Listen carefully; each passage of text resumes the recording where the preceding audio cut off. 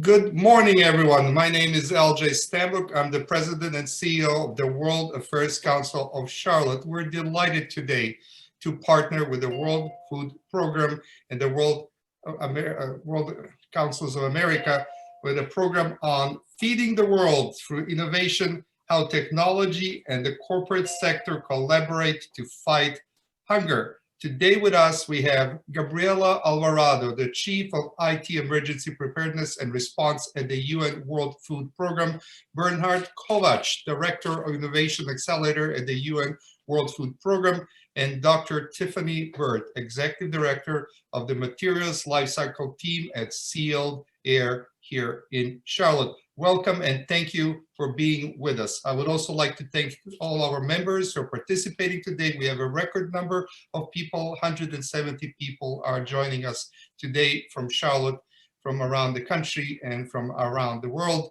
It is also my pleasure to welcome the World Affairs Council Board of Director members who are with us today. Without their leadership, we would not be able to do what we do and do so well in our community. As most of you know, we are the community's premier global education nonprofit, nonpartisan organization, and we have always sought to bring the word closer to you and to build a community of internationally informed and engaged citizens. Dialogue, knowledge, active participation, and understanding of global issues are vitally important for our democracy to flourish at all levels. I would like again to thank program partners, the World Food Program USA, and the World Affairs Councils of America. A little bit of housekeeping. Right now, your microphone, please note, will be on mute and your camera turned off for the duration of the presentation. To submit a question at any time, and we do want you to submit questions, please use the question and answer box in the Zoom toolbar. You can see it circled in red on the Zoom toolbar. This presentation will be recorded and we will share it via our World Affairs Council mailing list. So please make sure you're signed up and that we have your correct email. You should be receiving our emails. If you don't, please contact us and we will add your email to our mailing list.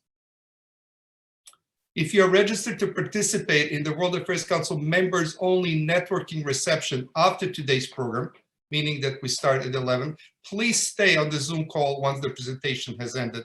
Our staff will enable your microphone and camera access, which we ask that you please turn on to participate. Upcoming programs, there are a lot this spring, but I'll just share with you the next 3 programs. On February 11, 2021, the World Affairs Council Distinguished Speaker Series with Tom Standage, Deputy Editor of The Economist of London. He will speak on the world in 2021. We have a standing relationship with The Economist, and as you know from the past, our members, these are great speakers, informed speakers, and I invite you all to join us on February 11th. On February 16th, we have a very interesting program with Elaine Sciolino, who is the former Paris bureau chief for the New York Times, a New York Times best-selling author of The Seine, The River That Made Paris.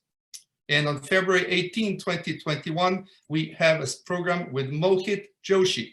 He's the president of Infosys, and he will talk on the role of tech in the post-pandemic recovery of the financial systems.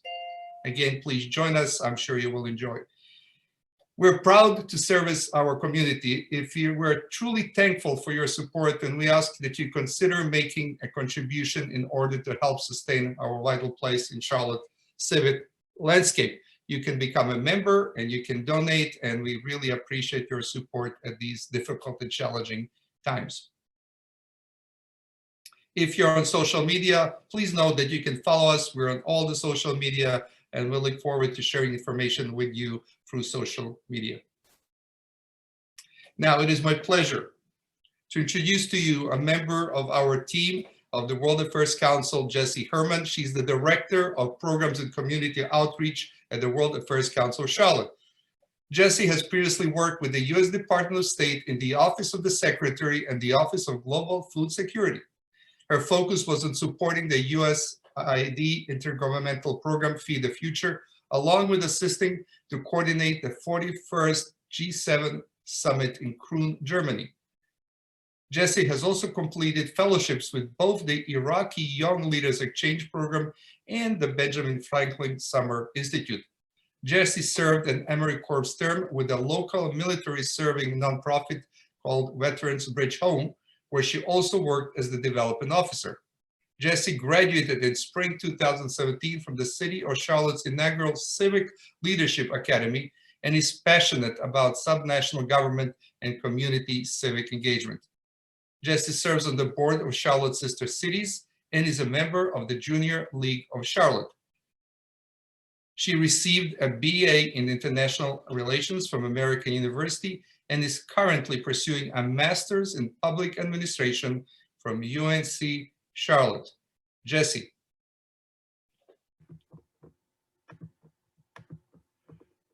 Hello, and thank you all for joining us today. We've got folks registered from all around the world, from Nigeria to France to Mexico, and we're really looking forward to having this global conversation with everyone today. So to start, we'll have all of the panelists give just a brief introduction on where they're joining us from today, their background, and how they got to their current role. After that, we'll have a moderated conversation on the role of technology and corporate partners as it pertains to the World Food Program, and then we'll open it up for questions. As LJ said, we would love to have you submit your questions at any time. There is a Q&A box at the bottom of your screen, and please let us know if that question will be directed for any specific panelist as well. So to get us started, let's go ahead and meet our panelists for today. So Gabriela, why don't you start us off? Great, thanks Jessie, and thanks everyone for the opportunity today. So my name is Gabriela Alvarado. I am currently based in Rome, Italy. I've been here for about 2.5 years. Again, work for the World Food Program. I've been working for the World Food Program for over 20 years. So it's been essentially my entire career. I've been fortunate enough to have, I've started my career and I'm lucky enough to continue building on this through and throughout. At the moment, I am leading the branch within the technology division of World Food Program that leads with emergency response. So, the fact that we're supporting to multiple crises, supporting onset emergencies, and also providing support to governments to strengthen their capacity so they can better respond to forthcoming emergencies. This is essentially what my team does within the technology division. So we are based all over the world. Part of my team is based in Rome, Italy. I have another part of my team that's based in Dubai. And then of course I have multiple different teams that are based across the different regions, depending on where the solutions or the requests or services are needed. How I got here, I was working back, and I'm originally from Nicaragua in Central America. And one of the positions came up again 20 years ago, an opportunity to work for the technology department. And I thought it was exciting. I honestly at the time didn't really know what World Food Program was. I was just starting my career. My career again was focused on technology. I had no idea where and how technology can do for humanitarian operations. And throughout these 20 years, I have seen not only how humanitarian operations have evolved, but how technology has been a huge part of that and how that we can continue supporting. So I'm very fortunate to be here. I'm very excited to share some of the things that we've been able to do lately. Great, thank you. Bernhard? Yeah, my name is Bernhard Kowatsch. I'm the head of the World Food Program's Innovation Accelerator. Now, what some of the attendees of today's webinar actually will know is modern digital products. When you think about startups, when you think about large corporates, tech companies, like the starting point for us as an innovation accelerator was like, well, we know that how, private sector is using technologies and new startups, new business models to change the world. Why can't we use the same type of approach, like startups, new technologies, innovations, to change the way how we provide aid to people in emergency context or also sustainably ending hunger? Now, we started our innovation accelerator here in Munich in Germany 5 years ago. And with the specific goal to identify, support, and scale like these disruptive innovations that can help us do that. Personally, my background is originally I started in private sector in a management consultancy, where I actually happened to build a lot of new businesses, marketing optimization of like large corporates also. Started at the World Food Program about 10 years ago, and then co-founded an app called Share the Meal, which is now World Food Program's fundraising app and sneak advertising app of the year of Apple and Google. But I'm really happy to be here and talk more about innovation and technology. Thank you. And Tiffani? Good morning, everybody. Thank you so much for having me join you guys today. So I'm joining from Charlotte, North Carolina. So here locally, still there, moved their headquarters here about 5 years ago now. But a little bit about me, I am from rural Mississippi. So I grew up in a farming agriculture and always had a love for math and science and found my way into graduate school in Cleveland, Ohio. Shortly after finishing my doctorate degree in engineering, I found myself working for the company of the iconic brand Bubble Wrap, still there, and moved back down south. What I didn't realize when I started there was how much more we were than the inventor of bubble wrap, that we do truly focus on big challenges that are out there in the world today. So I started as a product development engineer in our medical group, and then moved shortly into kind of front-end innovation, those technologies that are further out, 10, 12 years on the horizon, before taking the current role that I'm in now, focused completely on sustainability. So Sealed Air announced a plastics pledge 2 years ago in 2018, where all of our materials will be recyclable or reusable, as well as contain recycled content by 2025. And so my group currently sits within the research and development part of our organization, focused on enablement of that. So we are tracking to make all Sealed Air's products circular in the next few years. So thank you for having me today. Great. Well, I think we've got the best possible panelists we could for this topic, and we're delighted to have all of your expertise with us today. So let's start with Gabriela. We've seen a lot of success stories about how the World Food Programme is using different types of technology, whether it's drones after the cyclone in Mozambique, or things like blockchain or hydroponics and refugee camps. So can you talk a little bit more about how the World Food Programme leverages specific technologies in its emergency response? Sure. So yeah, I mean, the fact that it's emergency response, I think being able to quickly assess the impact of a disaster is critical to delivering the right type of response. As you mentioned, drones are definitely a game changer to the way that humanitarians are trying to respond to emergencies today, because they offer a low operating cost, rapid deployment, irrespective of the conditions that we have. Now, used responsibly, because it's not just about using a technology, but we have to make sure that we use it in a responsible manner. We are allowed, or we are able to scale it up in activities, activities such as crop and livestock monitoring, flood mapping, damage assessments, communications, connectivity, cargo delivery. The applications are endless. It's just trying to find where the right context where it makes sense, and then what is the right solution. Now, that's just one of the many technologies that the World Food Programme uses. Let's take now machine learning and artificial intelligence, which is another area that multiple teams within the organizations are trying to see where and how to use that technology to further some of the ways that we improve the way they're providing response.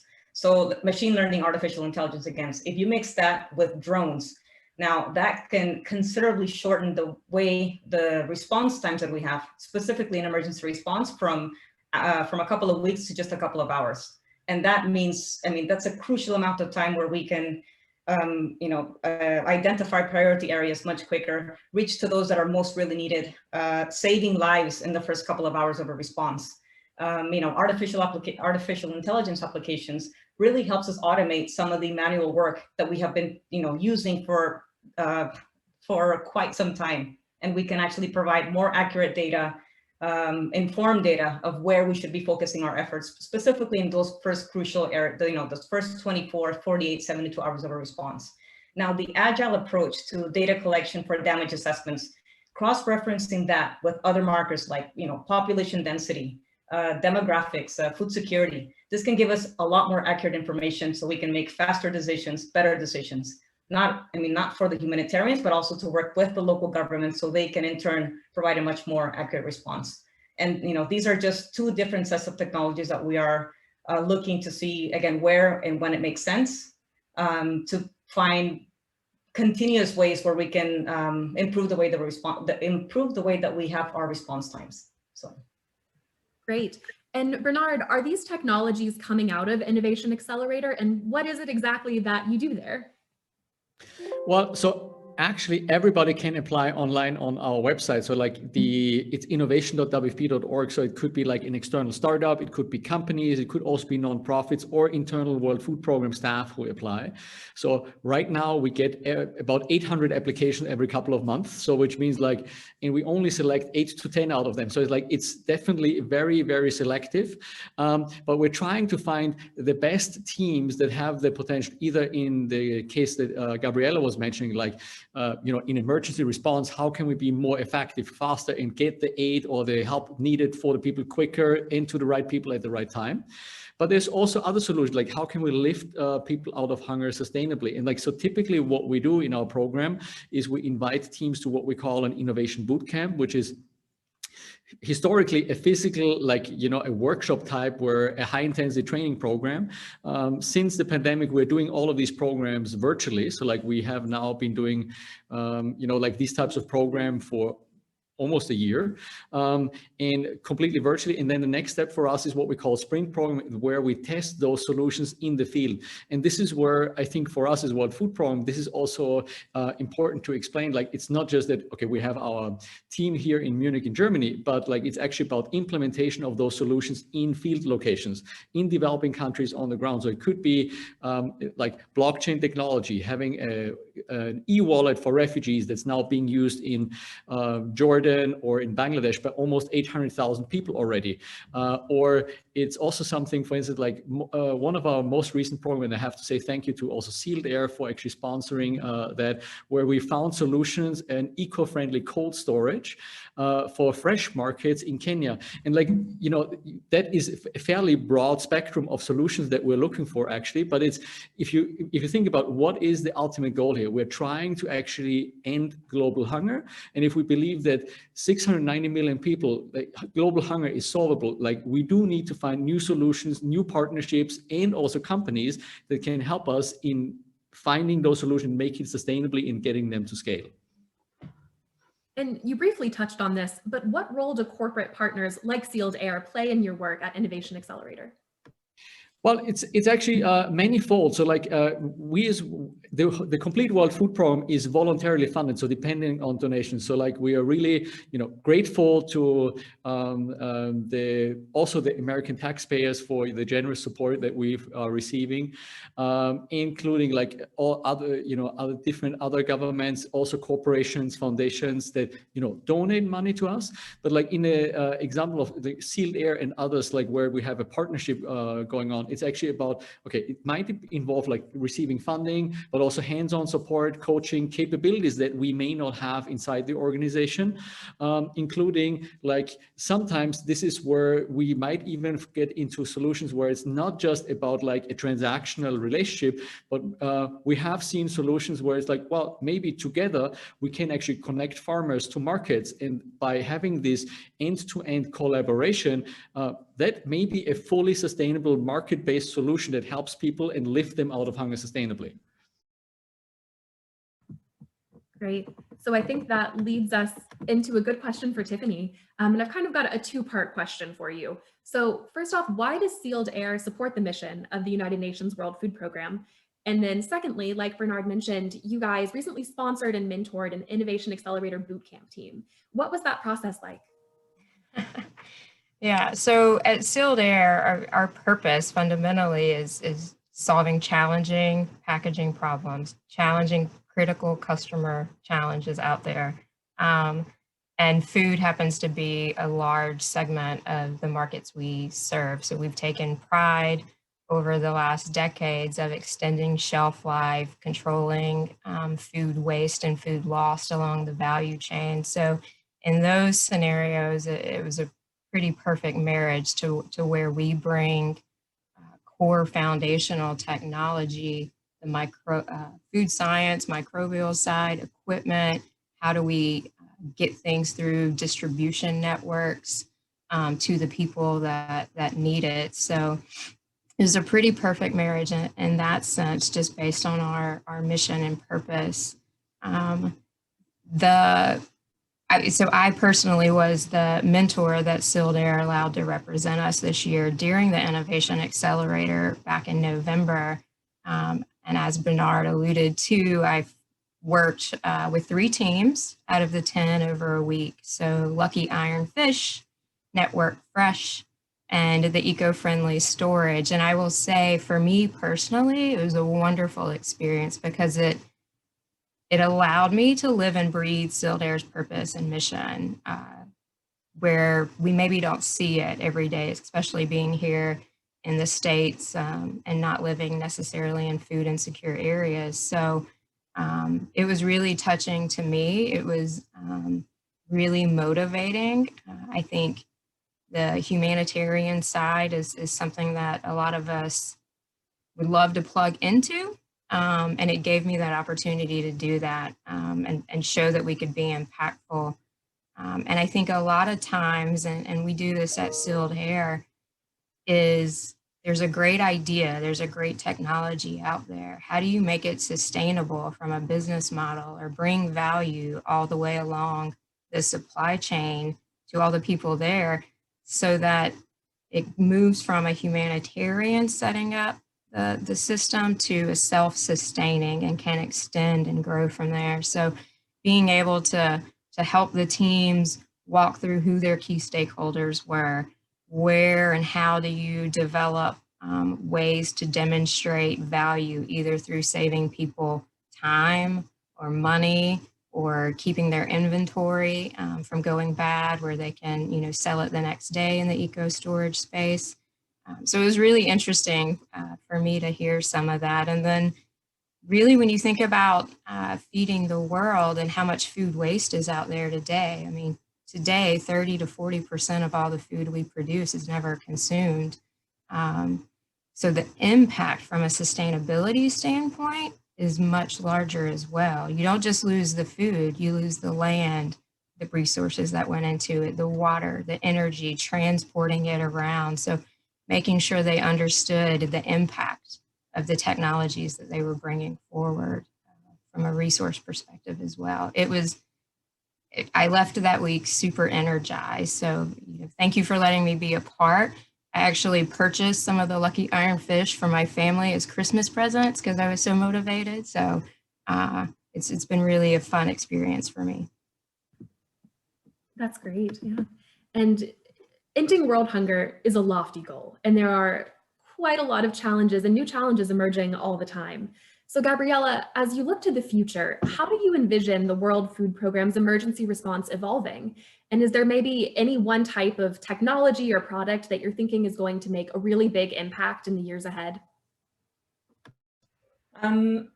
Yeah, so I think with greater demands where, more people are affected by crisis on a yearly basis, we have been adapting, and we continue to adapt with the way that we work. Embracing the appropriate context-driven technologies. Again, it's not about the flashiest or the newest, but we have to make sure that the technologies that we do look into and we implement, they are appropriate to the actual context. With that, it comes the partnerships and the engagements that we have with the local governments. Going back to what Bernhard mentioned, we are well in over 80 countries worldwide. So the fact that we have firsthand collaborations with governments and with the different programs that we have, we blend in the knowledge from governments, private sector, academia, other humanitarians, and just try to find what makes sense in those localized solutions. Irrespective of with the technology, every step that we take, data responsibility goes first and foremost in our minds. It's part of the obligation that we have. A lot of times, because of the speed that the technology, new technologies come out, we have to make sure that we have the appropriate processes and the processes and guidelines that actually follow that. We want to make sure that when we implement the technology, it is sustainable, it is scalable, it is owned at the local level, but it is also done in a responsible manner. The last thing we want to do is implement technology that ends up doing more harm than good. From a WFP standpoint, we're poised to be a leader for data-driven transformation in the humanitarian sector, and we'll continue to work responsibly with the data community for guidance in these complex emergencies. The communities are at the center of our response, and for that, we need to continue preparing better to respond better. Now, with regards to a single technology, that's a very, I think that's a difficult question to answer. I really do think that it's the combination of technologies. What could work for, you know, one or two technologies in one country? Let's take Mozambique, who have the government of Mozambique has really embraced the use of drones for the emergency response. It started back in 2017. Again, collaborations with WFP and other partners. We worked together to build the capacity, to enhance the capacity that the government already had. You know, fast forward 3 or 4 years down the road, now they're using drones on a regular basis, either for preparedness activities, for resilience activities, and for response activities. They used it in 2019, first by themselves during the first cyclone. Then when they requested for international assistance, it was again the government leading that response. They were the ones that were leading the response for drones. It was just WFP, other partners that were supporting it.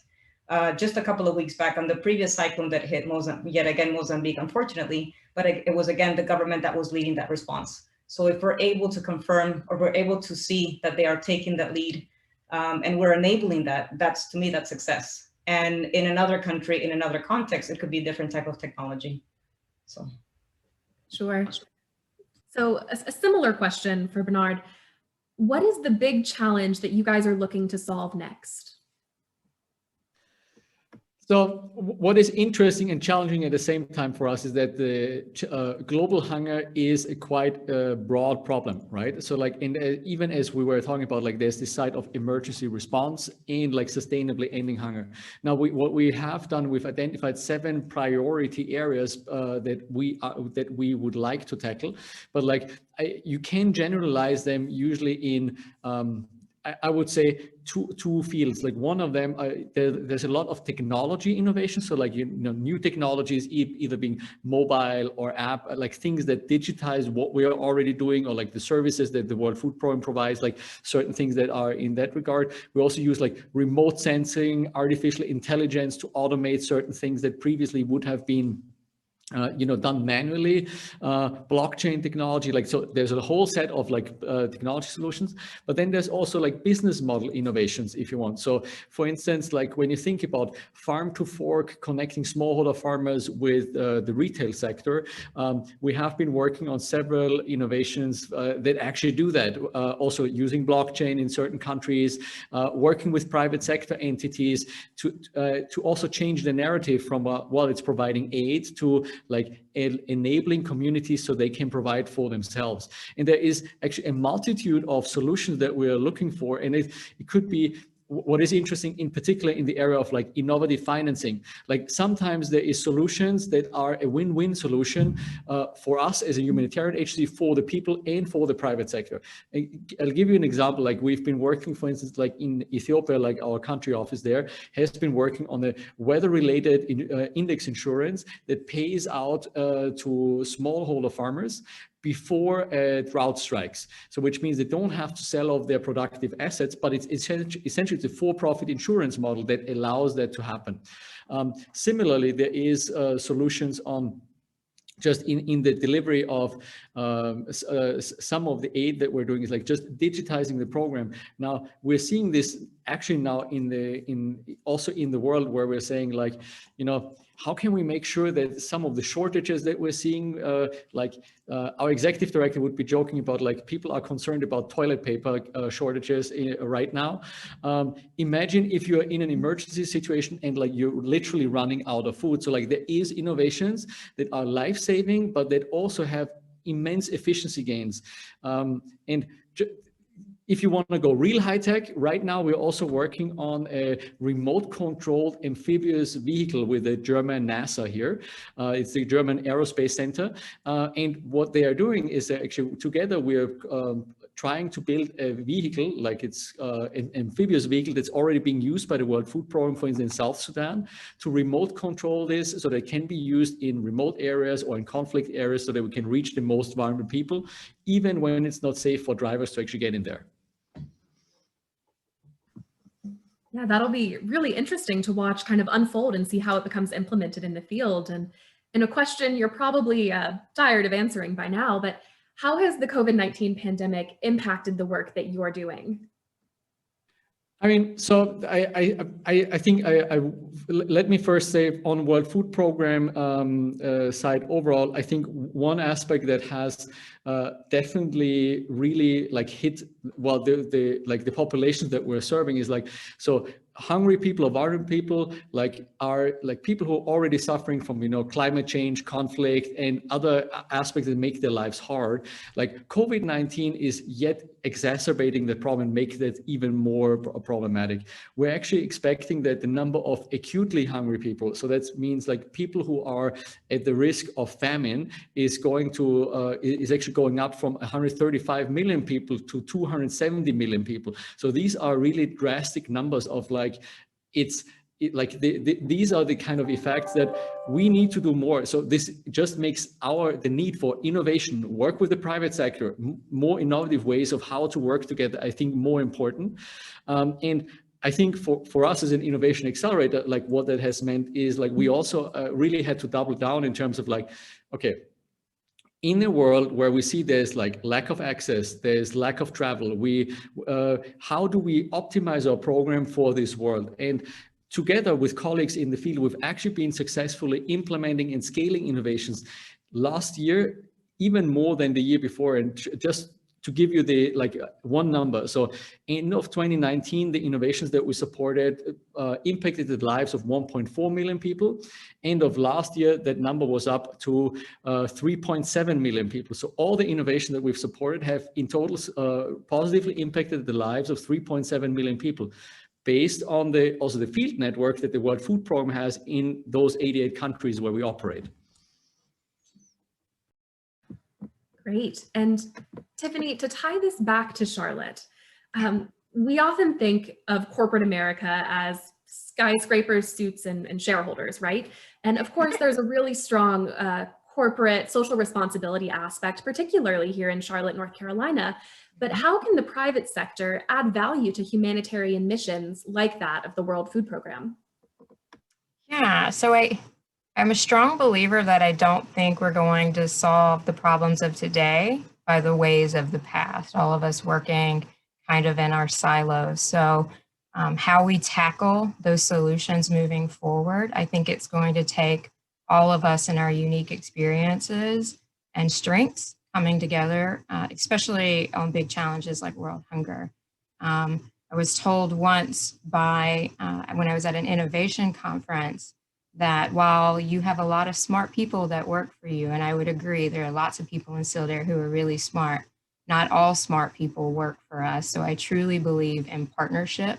We all bring strengths. Where Sealed Air may have equipment, logistics, expertise that would benefit the World Food Program, we don't have boots on the ground, understand the regions, especially what's available in certain areas. So I think us working together can really generate something that's impactful that we maybe would not be able to do all on our own. So I think it's a big challenge. The challenge is so big that, you know, it's going to take all of us. And I think it should motivate us to work together to strive for this, for sure. Yeah, and I can see how those partnerships are going to be so critical moving forward. And lastly, I, of course, just want to talk a little bit about the incredible honor of having the World Food Program with us today after being awarded the Nobel Peace Prize in 2020. So I just want to briefly quote the Nobel Committee remarks here, commending the World Food Program for its efforts to combat hunger, for its contribution to bettering conditions for peace in conflict-affected areas, and for acting as a driving force in efforts to prevent the use of hunger as a weapon of war. So a final question from me to all of you. How does your work promote peace? I'll give it a first try. Again, as I mentioned, I think, to me, technology is the way that we can, it allows us to anticipate potential conflict, respond to the impact, rebuild stable lives and livelihoods after. I think we've seen, and I've been lucky enough, I've been here for over 20 years. So I've seen how technology has evolved, and I've seen how the absence of technology and then the presence of technology, how that makes a huge difference. At the same time, one of the biggest changes that I've seen over the past 10 years is the not only the advantage, but it's the need to make sure that we build those solutions at the local level with the governments, with the communities, because the last thing we want to do is to implement a technology that is not sustainable, that is not scalable, and that is not owned at the local level. So to me, I think it's the possibility that innovation and technology can potentially considerably increase some of the drives that we have as an organization, and to do it in a responsible and in a sustainable manner. Yeah, to me, it's one of the greatest. It's one of those feel-good feelings that we have, because we know that the work that we do has a big impact in the way that WFP operates, but in the way that we're also supporting other governments where we work at. If I can go next, I think from an innovations perspective, I think there's lots of areas where we actually see that there is either an indirect or a direct link to like peace building, and like indirect could be like in areas, let's say, talk about climate change. We know that climate change affects, well, all of us, but in particular, when you're already in a vulnerable situation or there's conflict groups, it's like one of those areas that exacerbates like situations that might already be tense. Meaning that if we are running programs that actually go into like, they could be like, indirect, like reforestation programs, like lifting people out of hunger, these types of activities, or averting climate change or climate related like aspect that could be like the indirect piece. But there's also direct work that the World Food Programme actually does.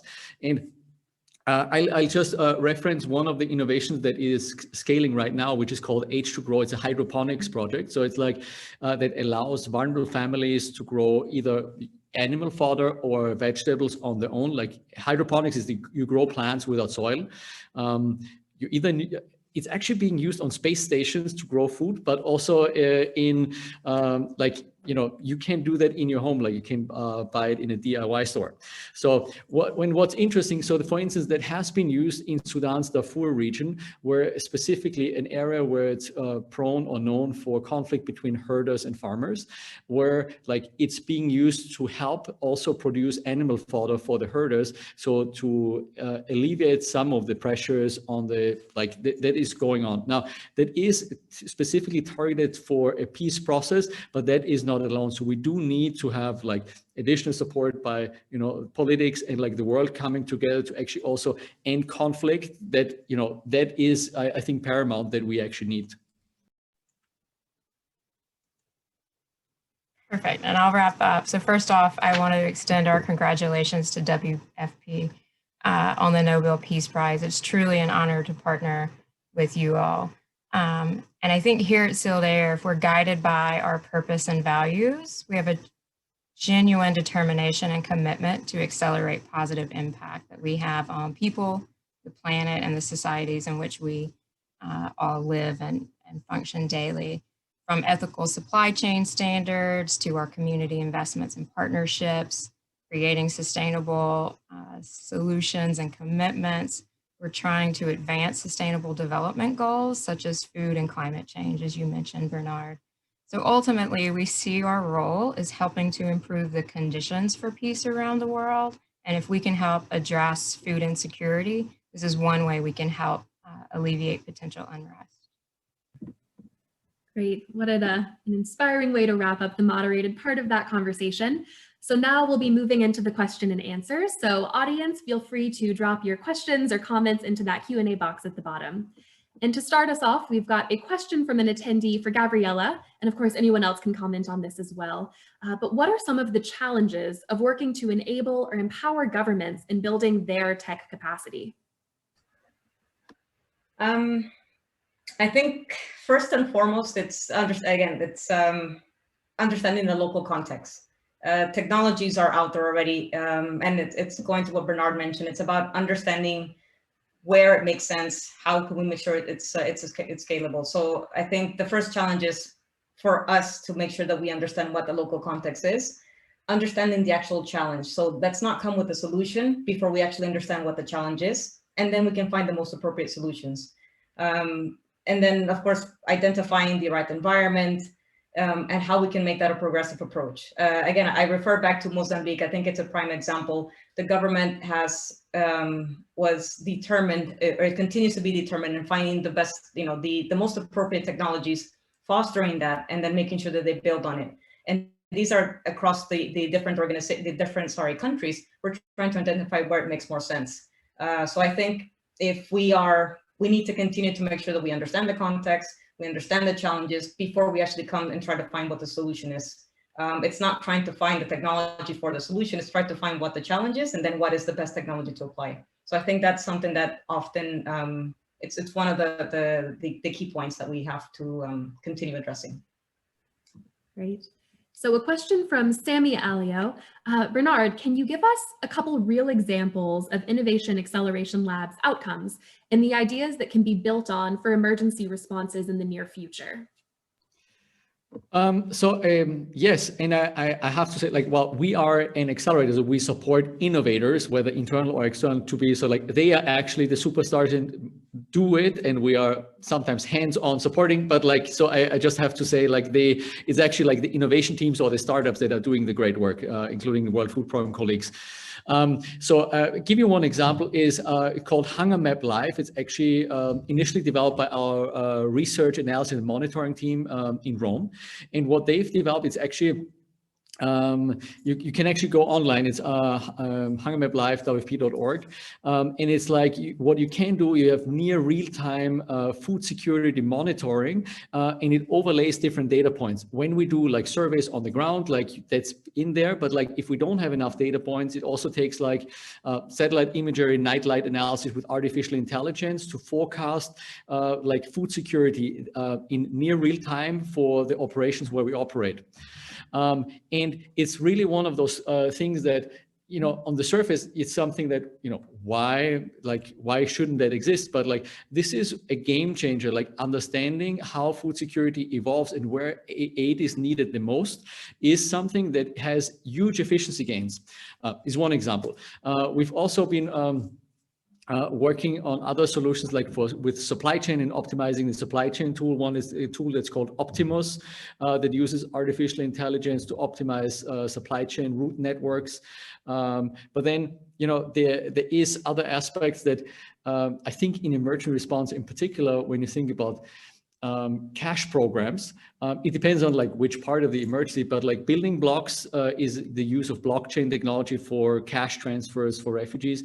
This is what I referenced earlier when I was talking about this. It's in Jordan, it's Syrian refugees and Rohingya refugees in Bangladesh. It's used by 770,000 people right now, so they can go into stores and they purchase products in the retail store with the blockchain technology. And right now we save about 98% of the banking fees. Even it's more secure. It allows better collaboration with other UN agencies, other NGOs. And that's one of the things that really also goes to show, like, you can actually scale those technologies. It's not just like a small little pilot. It can create change in multiple countries even. Great. So another question from an attendee is, you know, we had the airdrops 60, 70 years ago with the World Food Program, and now we've got drones and hydro vehicles and all these incredible advances. So how has the World Food Program's use of technology changed over the past few decades? You want to take that? Yeah, I'll take that one. It's changed a lot. I think, I mean, technology, it plays a crucial role in the humanitarian development nexus, meaning technology can improve lives of the affected populations in the long run. When we support technology solutions for affected communities, our view is that solutions should continue to benefit those who've been affected by the disaster. I think, again, it's the biggest impact isn't so much on the technology itself, it's more on the synergies that we've created with the operational partners, the donors, the local governments, that's led to the greatest successes. I think with the way that we have evolved with technologies, you know, in the past, again, I'm going back to what we started when we were working in WFP 20 years back. The crisis has increased considerably where, you know, Bernhard mentioned climate change. There's a lot more complexities that we have today. but at the same time, technology has also increased considerably. So the way, I mean, the real success is if we can continue using technologies in the right context, ensuring that we empower those at the local level, and it is not a technology that is not scalable, sustainable. So I think in terms of the impact, the success will be there. How do we continue partnering with the right partners, the right partnerships at the right time? And again, it's not something that we cannot do it alone. It's a combination of the humanitarians, private sector, academia, governments, and donors. So I think it's as the conflict and the sudden onset emergencies increase, I think using the right technologies in the right context will be effectively the way that we would continue to address and try to stay ahead of the game before and anticipate as much as we can, because we only know that things are becoming more and more complex. No one anticipated COVID-19, so we need to start thinking ahead what can happen rather than let's see what happens and then how do we respond. So I think that's one of the key components that COVID-19 taught us. So from the WFP perspective, as Bernhard mentioned, we're trying to anticipate what else can happen and how can we anticipate that so we can respond better and quicker. Great. Tiffani, what is Lucky Iron Fish and what did Sealed Air do with it? So Lucky Iron Fish is it's a small iron source that it hit home to me. So growing up, I've always cooked in cast iron, and I knew that the iron infiltrated your food. So you're able to, instead of taking iron supplements, you could just cook in your cast iron. So Lucky Iron Fish is kind of a similar concept. So in regions of the world where there maybe are shortages of certain protein and iron sources, this is one article that you would cook your soup, curries, dal, whatever liquidy acidic substance you may be cooking, and it puts a controlled dose of iron into the food substance. So women in particularly typically are at higher risk for anemia, and anemia can lead to several adverse effects, mental, not clarity, tired, fatigue. So it allows people who may not have those rich iron sources to incorporate it back in their diet, allowing them to get through their day more effectively, become more mentally aware, take care of their families, as we're all juggling so many different hats at the moment. So I think they're based out of Canada, if I remember, and they're serving and getting ready to launch a large pilot in India. But their product is sold on Amazon right now. So I was able to, do a little part personally to support it, because I just thought it was such an important mission, especially being a woman, knowing how many hats we're all wearing at this moment. So it was something that touched personally to me. So. Great, thank you. And a follow-up question for Gabriela. When you say that local communities need to be involved, in what way are they involved in designing and implementing those types of tech solutions? Yeah, no, that's a great question. So again, one of the many advantages that we have as WFP is the strong footprint that we have in many of the across the different regions. So whenever we do see one of the governments or a community, again, without going to say this is a technology they should implement, we try to understand what challenges, what are the restrictions, what are the areas of opportunities that we can actually explore. So first, understanding what those local challenges are. We don't think about technology. We don't think about, where can we utilize this new technology so we can support. It's all about understanding what the local challenges are. So rather than coming to them with a cooked solution or saying, this is how we can improve, what are your challenges and let's see how this fits into your environment. It's more about what are the issues that you're having. And then for us, with the support, with the help of Bernhard and his team, the ongoing collaborations that we have with multiple governments, we have a lot of South-South collaboration. We try to understand what may have worked in a community in X country can potentially be adapted and still workable in another country. So we don't build solutions from scratch and try to implement them on the field. We try to understand what the issue is and then build that with the government or build that with the communities. So it's not so much about trying to convince a community or a government to use it, but it's more about saying this works for me, this I can use it, and this is how we go ahead and implement it forward.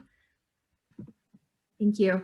And Bernhard, I think we've got a lot of social entrepreneurs on the call today. We've got a lot of questions regarding the process with Innovation Accelerator. So can you talk about what it's like to apply and how do you select which innovations or partnerships are worth investing in? Yeah, so as I was saying, like it's an open innovation challenge. So like everybody can apply innovation.wfp.org. The minimum requirement is that you need to have some sort of legal entity that you're using, so you can't apply as an individual.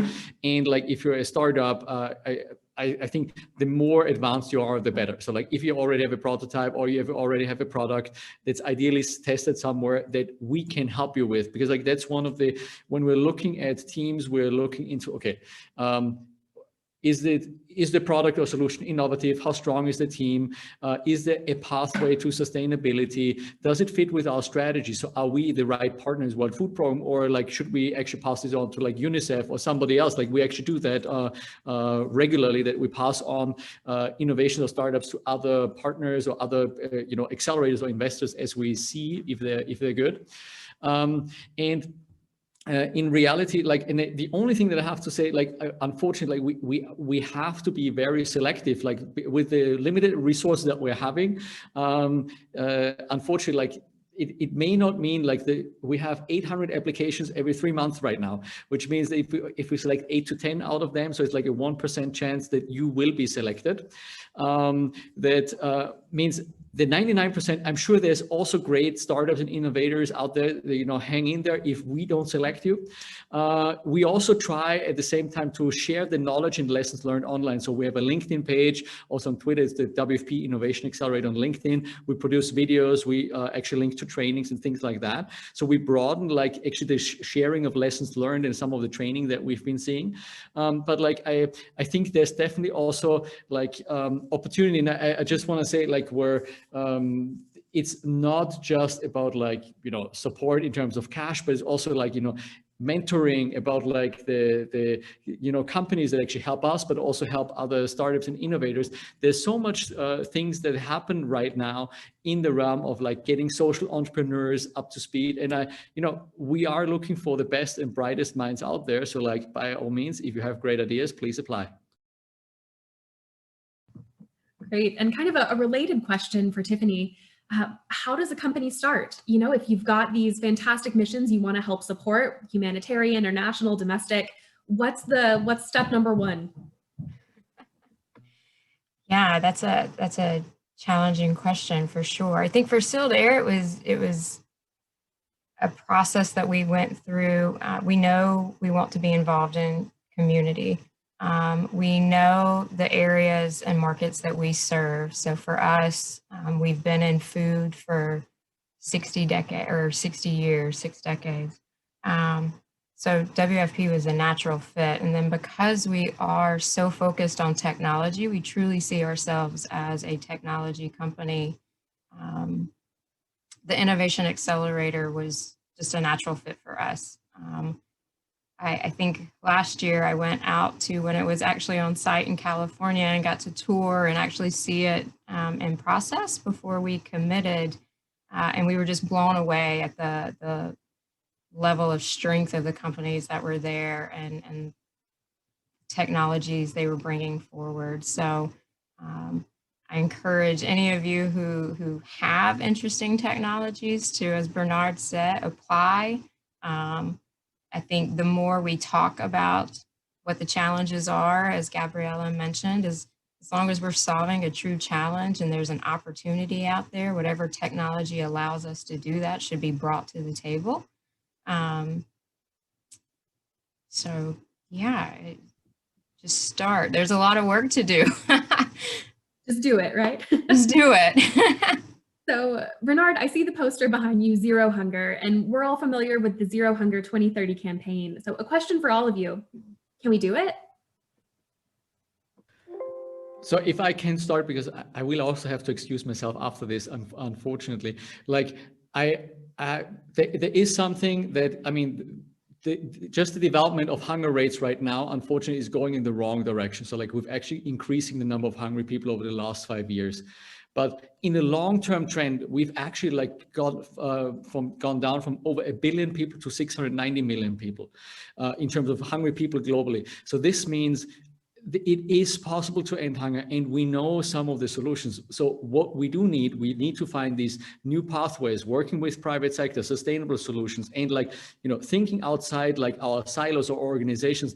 And, you know, we do need to end conflict and wars. That is something that we will need the global community to step up and like actually also help in that realm. But just purely when it's about like, you know, economic empowerment and poverty, it is possible to end hunger. And I'm confident that we will find solutions to get there. Gabriela or Tiffani, any thoughts? No, I think Bernhard, I think summarized it very well. All right, well, thank you for being with us, Bernhard, today. We know you've got to head out to other things, and we appreciate you sharing your expertise and knowledge with us today. Thank you, bye-bye. And then another question from participants: how does the work that you do differ with rural versus urban communities? Are there different types of technology, or are things kind of multilaterally accessible? No, I mean, that's definitely one of the areas that we would love to have, where a technology is accessible anywhere. We often talk about digital divide.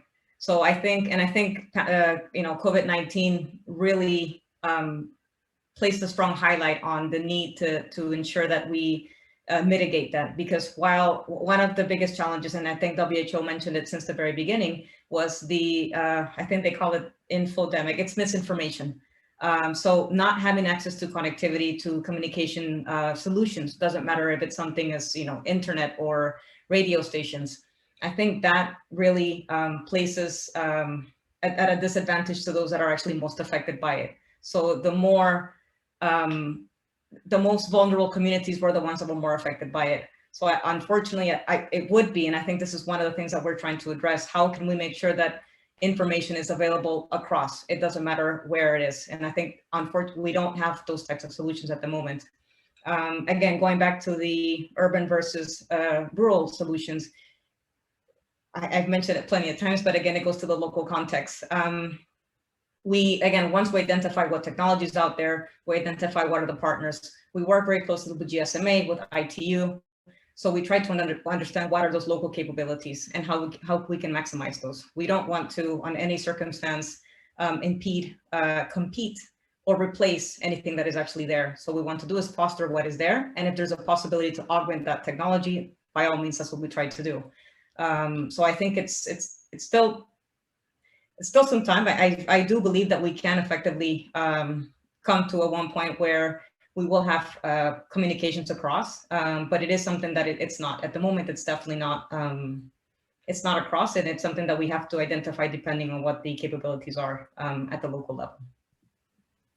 Great. Well, I've certainly learned a lot about the different projects and technologies that World Food Program is using, how corporate partners like Sealed Air are supporting that work. And I'm excited to kind of see where all of this goes in the next 5-10 years, to continue watching the news outlets and seeing how World Food Program continues to just change the face of global hunger and food insecurity. So at this point, we're going to wrap up the Q&A, and I'm going to invite Joel to go ahead and join us, as well as LJ, to conclude the program.